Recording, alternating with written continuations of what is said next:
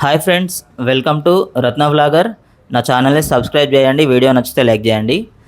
Dhurandhar 2 the revenge movie చూసిన నిన్న cinema release రోజే చూద్దాం అనుకున్నా, కానీ మా ఏరియాలో తెలుగు షోస్ క్యాన్సిల్ చేసిర్రు. నెక్స్ట్ డే కూడా తెలుగు షోస్ క్యాన్సిల్ చేసిర్రు. మొత్తానికైతే నిన్న చూడడం జరిగింది. ఫస్ట్ ఆఫ్ ఆల్ డైరెక్టర్కి అయితే సెల్యూట్. సినిమా అయితే దుమ్ము లేచిపోయింది, థియేటర్ మొత్తం దద్దరిల్లిపోయింది. ఓకే, ఇంకా మూవీలోకి వెళ్తే ఫస్ట్ హాఫ్లో అంటే దురంధర్ 1లో ఏదైతే డౌట్స్, కన్ఫ్యూజన్స్ అవన్నీ ఉండేనో డైరెక్టర్ బట్ అన్నిటికీ కూడా దురంధర్ 2లో క్లారిటీ అయితే ఇచ్చేసిండు. సో సినిమా స్టార్టింగ్లో మనకి ఒక 15 మినిట్స్ ఫ్యామిలీ బ్యాక్గ్రౌండ్ చూపించిండు. అండ్ హీరో స్పైలోకి హీరో పేరు మనకి జస్కిరత్ ఉంటుంది. అంటే ఫ్లాష్ బ్యాక్లో హీరో స్పైలోకి ఎందుకు వెళ్ళాల్సి వచ్చింది అని చూపిస్తాడు. ఒక ఫ్లాష్ బ్యాక్లో హీరోకి అయితే అంటే మన జస్కిరత్కి అయితే ఒక బ్రూతల్ ఎక్స్పీరియన్స్ ఉంటుంది. సో దాని నుంచి అయితే స్పైలోకి వెళ్ళాల్సి వస్తుంది. ఓకే, అండ్ స్టార్టింగ్లోనే ఒక యాక్షన్ సీన్ ఉంటుంది, అంటే గన్తోని.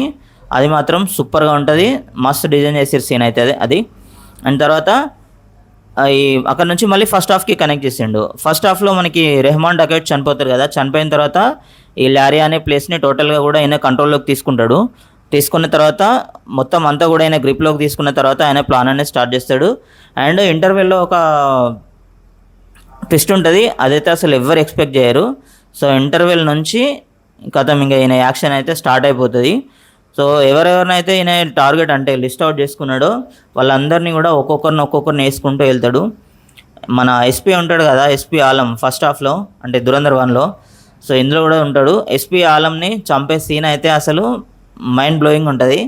అండ్ తర్వాత ఇట్లా ప్రతి ఒక్కరిని వేసే సీన్ అయితే సూపర్గా ఉంటుంది. అండ్ దావూద్ ఇబ్రహీంని అయితే చంపరు. అండ్ లాస్ట్లో ఒక డైలాగ్ ఉంటుంది, ఈ మన హంజా, ఇప్పుడు మన స్పైలో హీరో పేరు వచ్చేసి హంజా వాళ్ళ మామ అంటాడు డైలాగ్. ఆయన కూడా స్పైనే, అంటే మన హీరోయిన్ ఉంది కదా, హీరోయిన్ వాళ్ళ నాన్న, ఆయన కూడా స్పైనే. అది లాస్ట్కి రివీల్ చేస్తారు, మైండ్ బ్లాక్ అవుతుంది. చాలా ట్విస్టులు ఉన్నాయి సినిమాలో అయితే. ఆయన అంటాడు దావూద్ ఇబ్రహీంని చంపలేకపోయినా అని హంజా అంటే మన హీరో అంటే ఆయన చెప్తాడు అన్నట్టు.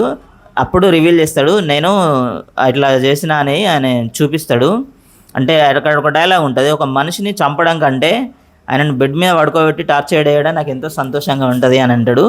అండ్ తర్వాత ఫైనల్ క్లైమాక్స్ ఫైట్ వచ్చేసి మేజర్ ఇక్బాల్తో ఉంటుంది. మేజర్ ఇక్బాల్ అంటే విలన్. సో ఆయనతో ఉంటుంది, ఒక 15 to 20 మినిట్స్ ఉంటుంది. టోటల్గా కూడా గన్స్తోని మన రాకెట్ లాంచర్స్తోని ఉంటుంది ఫైటింగ్. అదైతే అసలు సూపర్ ఎక్స్పీరియన్స్. అండ్ మాధవన్ గారు ఉంటారు ఇందులో. మాధవన్ గారు మొత్తం హీరోకి కూడా డైరెక్షన్స్, ఇన్స్ట్రక్షన్స్ ఇస్తూ ఉంటారు. సో ప్రతి సిచ్యువేషన్ని కూడా ఆయన చాలా కూల్గా హ్యాండిల్ చేస్తారు. సో చాలా రోజుల తర్వాత మనం మాధవన్ గారిని చాలా రోజుల క్రింద సినిమాలు చూసినాం. చాలా రోజుల తర్వాత మంచి రోల్ దొరికింది ఆయనకి. అండ్ ఆదిత్యదార్ గారు అయితే ఈ సినిమాని చాలా సూపర్గా స్క్రీన్ ప్లే చేసిండు. ఒక అంటే ఈ సినిమా డ్యూరేషన్ 3 hours 50 minutes, కానీ ఒక్క సెకండ్ కూడా మీరు స్క్రీన్ నుంచి కన్ను పక్క తీయరు. నార్మల్గా మనకి ఒక 2 hours 15 minutes ఉన్న సినిమానే మనకి ఫస్ట్ హాఫ్ లేదా సెకండ్ హాఫ్ బోర్ అనిపిస్తుంది, ఏం తలనొప్పి రేది అనిపిస్తుంది. కానీ ఆల్మోస్ట్ 4 hours ఉన్నా కూడా ఈ సినిమా మీకు కొంచెం కూడా బోర్ అనిపించదు. అంత సూపర్గా స్క్రీన్ ప్లే డైరెక్షన్ అనేది ఉంది. అండ్ బ్యాక్గ్రౌండ్ మ్యూజిక్ కూడా, అంటే సాంగ్స్, బ్యాక్గ్రౌండ్ మ్యూజిక్ కూడా ఎక్సలెంట్గా కంపోజ్ చేసింది మ్యూజిక్ డైరెక్టర్. మ్యూజిక్తోని ఎలివేషన్ అయితే సూపర్గా ఉంటుంది. అంటే వీళ్ళు హీరో వెళ్తున్నప్పుడు, అంటే కార్స్లో వెళ్తున్నప్పుడు, యాక్షన్ సీన్స్ జరిగేటప్పుడు బ్యాక్గ్రౌండ్ మ్యూజిక్ అయితే ఎక్సలెంట్గా వాడింది. అండ్ తర్వాత హీరోయిన్ వచ్చేసి దీనిలో అంటే కొన్ని చోట్లనే కనిపిస్తుంది హీరోయిన్. ఒక సీన్ ఉంటుంది, అంటే హీరో మన హంజా స్పై అని తెలుస్తుంది హీరోయిన్కి. అక్కడ ఒక ఎమోషన్ సీన్ ఉంటుంది, అది బాగుంది.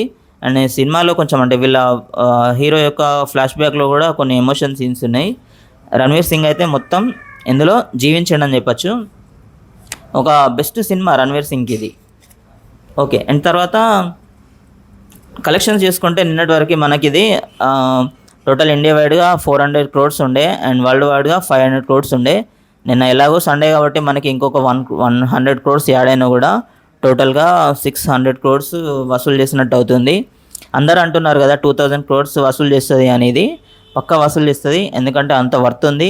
మనం ఇప్పుడు పెట్టిన మనీ కంటే కొన్ని రేట్లు వర్త్ ఉంది సినిమా ఇది. అండ్ ప్రతి షో కూడా హౌస్ఫుల్ అవుతుంది. సో మీరు కూడా థియేటర్కి వెళ్ళి ఎంజాయ్ చేయండి, థియేటర్కి వెళ్ళి సినిమా చూడండి, ఖచ్చితంగా ఎంజాయ్ చేస్తారు. నేను కేజీఎఫ్ 2 తర్వాత అంటే ఎంగేజింగ్ అంటే స్క్రీన్ ప్లేని ఎంగేజింగ్గా చూసింది అయితే ఇదే సినిమా. అంటే మధ్యలో ఏ సినిమా రాలేదు. స్టార్టింగ్ నుంచి ఎండింగ్ వరకు కూడా టోటల్ మీరు కన్నార్పకుండా సినిమా చూస్తారు, అంత బాగుంది సినిమా. సో ఈ సినిమాకి చాలా అవార్డ్స్ కూడా నామినేట్ అయ్యే అవకాశం ఉంది. అండ్ ప్రతి ఒక్క రోల్ కూడా ఈ సినిమాలో సూపర్గా యాక్టింగ్ చేశారు. ఇక రణ్వీర్ సింగ్ అయితే వన్ మ్యాన్ షో అని చెప్పొచ్చు.